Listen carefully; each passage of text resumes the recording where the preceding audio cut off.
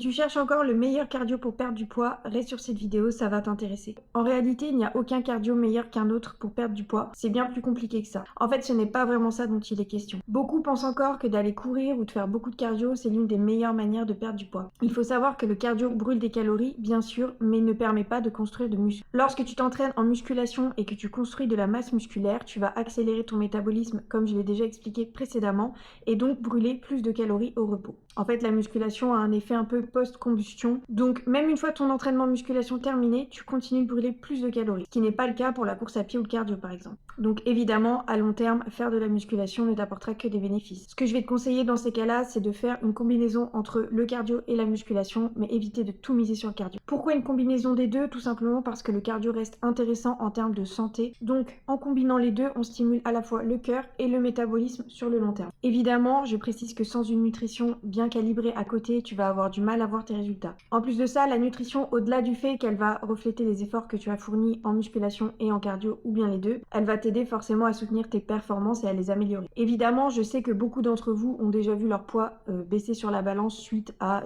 une semaine de reprise du sport, de la course à pied par exemple, mais ça ne veut pas dire que vous allez avoir les résultats esthétiques que vous espériez, car le poids sur la balance et l'esthétique que vous recherchez, c'est deux choses totalement différentes. Donc peut-être que vous avez perdu du poids suite à ça, mais vous n'êtes pas forcément la plus sculptée ou la plus tonique. Car sans musculation, votre corps peut perdre de la graisse certes, mais aussi du muscle, et ça ne va pas vous donner un physique tonique et défini. Pour conclure, ne vous contentez pas de courir si vous avez envie d'un physique esthétique, tonique et galbé.